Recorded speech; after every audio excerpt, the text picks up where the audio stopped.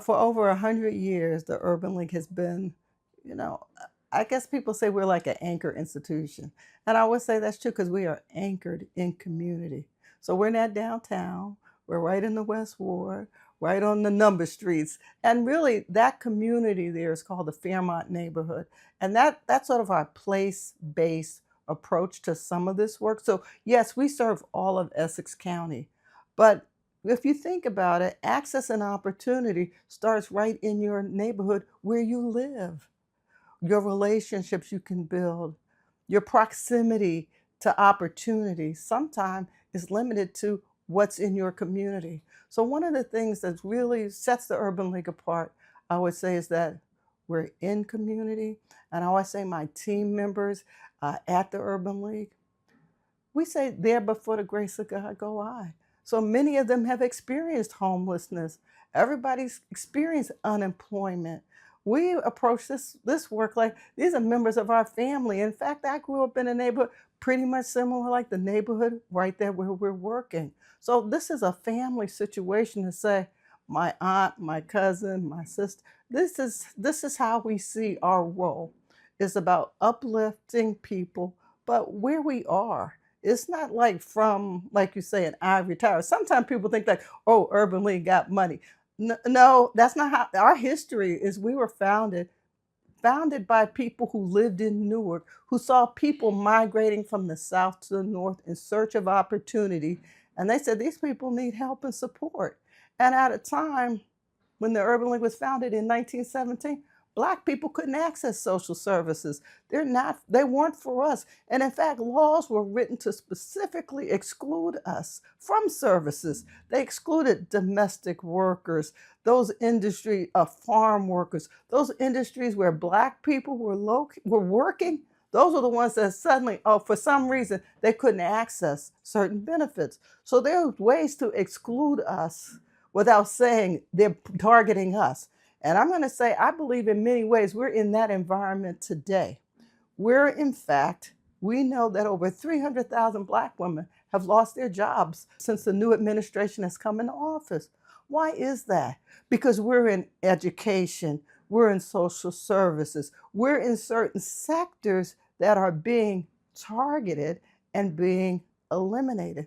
And what does that mean? If the majority of our children are being raised by Black women, by single parent households, what does that happen when that woman is out of work? What happens to the stability of our families and our community? There's many ways that you can help support the Urban League. And one of the ways is we certainly have fundraisers. My parents used to talk about how they used to have fish parties or something, apartment party. Like somebody need to have their rent, they start frying fish, selling sandwiches and things like that. And I said, oh, we're going to have to go old school because we need that type of support now. So we have fundraisers, and one of our biggest fundraisers is an upcoming event in October 21st. And then we honor people who have made contributions to our community, but we also get to profile and showcase the impact of the Urban League's work. I want you to understand the impact is beyond just providing a social safety net. That's important. But the Urban League is not just a safety net. I consider it the trampoline because we're about helping people advance economically. We're not about just helping you get a job. Although I tell you, most people I know get their income from jobs, so let's not discount having jobs. But we also want to help you advance economically, build wealth. So we build housing, and we have housing for home ownership. And we like to make home ownership affordable to Newark families that are working. And who is that family? That's a family that probably makes around $40,000 a year. What could they afford to buy or own now? They can afford to buy the Urban League's homes. We're selling two families homes from a range of $150,000 to $190,000. And so with that two-family income, that second rental income, we're talking about building a nest egg and building resources that help shelter our community. So we know that most of our families don't even have $300 in savings. Just think about that. If your car breaks down, your child needs to go to get eyeglasses, dentist, or whatever, any small thing can completely knock families off the track. So the Urban League is here as that resource and also the opportunity, creating those opportunities. And so our fundraiser is important because, as I mentioned, government funding is being cut. Our senior program was $2.3 million. We're not talking about a small economic impact to the Urban League, also to the seniors, also to the organizations that the seniors were supported and placed in. It's a significant impact. And that loss of funds, we may not be able to replace that. But that doesn't mean that you can't help. Everybody can help. So it doesn't matter how much you can give. Everybody can give something. But of course, a recurring donation to the Urban League is really helpful. We have this upcoming event. There are tickets, table sponsorships. There's an ad journal. So even if maybe you don't want to come to the event, you still can donate to the Urban League. And maybe you might like certain programs. Well, I told you we serve from infants to seniors. So any program you want to, group you want to help, I guarantee you the Urban League has a program that we're really providing vital services. So we have reentry programs, returning citizens. Maybe that's your passion. We have neighborhood revitalization, improving communities, building housing. Maybe that's your passion. Helping children. We're building a literacy center right on South Orange Avenue, right where the old Ambassador Chicken is. So if you drove up South Orange Avenue, you'll see it. We are in construction now.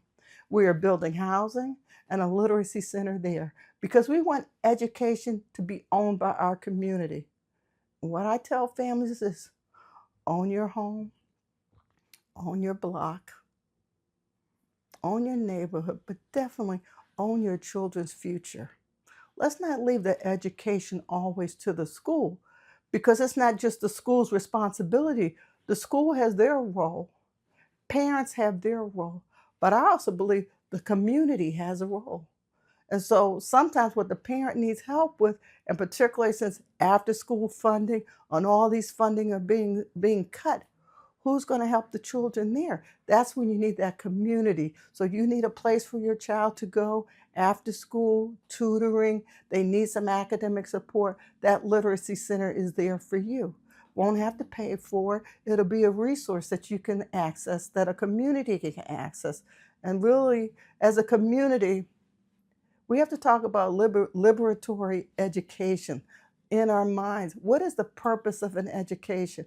And what are those things we want to make sure our children know so they're prepared for the future? So that fundraiser, back to the fundraiser, the theme of it is building futures, and that's what the Urban League is doing. And if you come and contribute to this fundraiser or make a donation to the Urban League, know that those resources are put directly back into the community in ways that will do the most benefit. So we're in a very difficult landscape for nonprofits right now. And look, I've been at the Urban League 20 years, so I've been doing this nonprofit Tetris for all that time. So we're used to grant sending and then having to find additional funding. But what's going on right now is every aspect of human services and the safety net is under assault.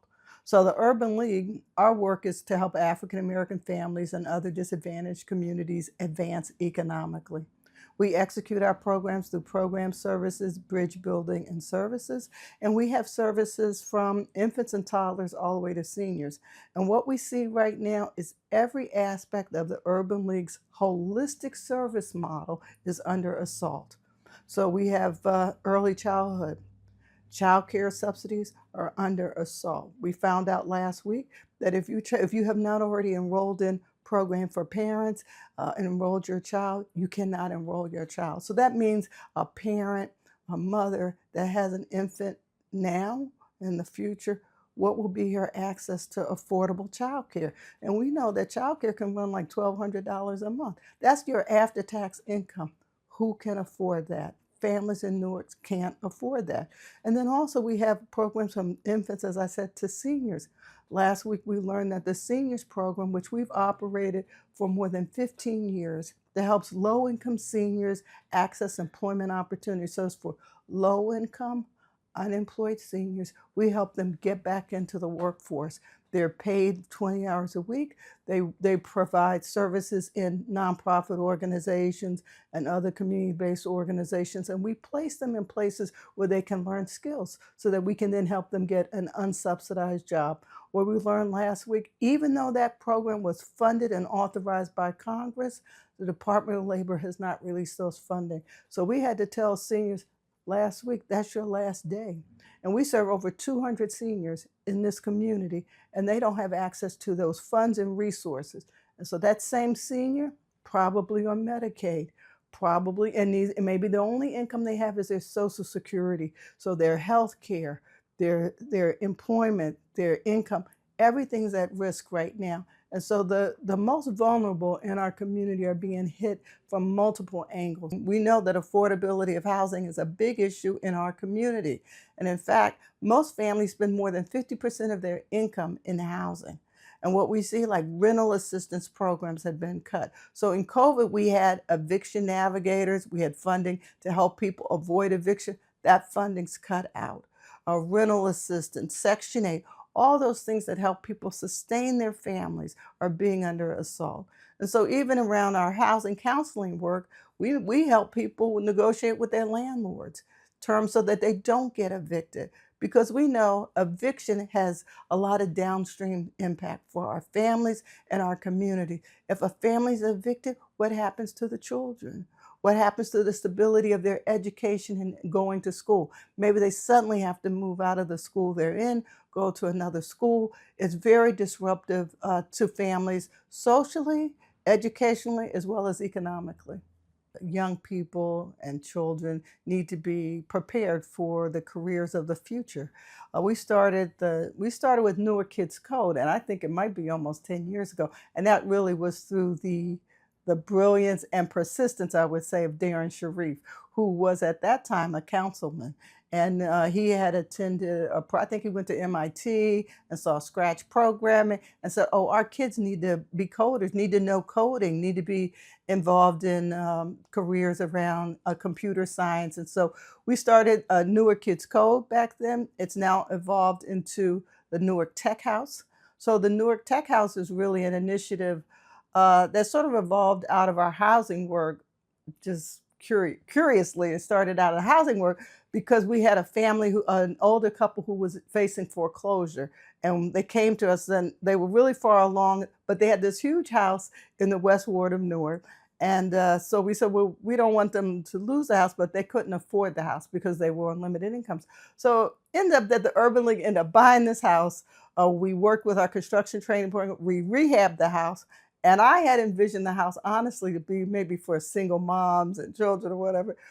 But Darren kept talking about, no, we need tech house. We need a place for kids to do technology and training. And, when you have a great idea, they win over, right? So it was a better idea, and I think a more critical idea for our community, that we would have technology and access technology in our community. So that was the vision of the tech house. And so it's really to introduce and also have exposure for our kids and adults around technology. We're not a static organization, right? So when COVID hit, we had never offered food or had a food pantry, but we knew that was a need in our community. So a property that we had, that we actually were going to put a restaurant in, we had worked with an entrepreneur, but then the entrepreneur found out he couldn't get loans. People weren't lending, institutions weren't lending to restaurants during COVID because nobody was going out to eat. We said, wow, well, this community needs food. So we opened a food pantry. And that's when we really started looking at just people coming out for basic food. If you can't have that, how can you have health? How can you have employment or whatever if you can't feed your family? So that's when we started food pantry. Our food pantry is open every Thursday. We have food pantry. We have partnerships with many organizations, and that's really through the leadership of the Urban Leagues team. And Dr. Michelle Scott, she really has sort of elevated our food work. So we have a community garden, but also we started looking at the intersection between health and the physical environment. Like the health is our community creating a healthy environment. So it is about food, but it also is about housing. So we have a lead remediation program that gets in there to most of the housing stock in Newark is pretty old. And that's pre 1976. So there's exposure to lead. And so is that a healthy home? And we're building housing. All our homes are healthy homes, but there's a lot of existing housing out there right now. And lead, exposure to lead permanently impacts children's cognitive development. So the whole healthy eating, healthy food, it started with the pantry, but it's really expanded beyond that to really healthy lifestyles, healthy living. Even we conduct cooking and demonstration classes and things for families to really know how to utilize the resources we have in our community. And it's not because they want to provide their children like something that's not necessarily healthy, but if you look at the cost of it, people are trying to say, well, what will fill my child with the budget I have? And with rising food costs, being able to be creative, being able to offer the food pantry to supplement what people bring into the household, it's really a way to create a more healthy living environment for families.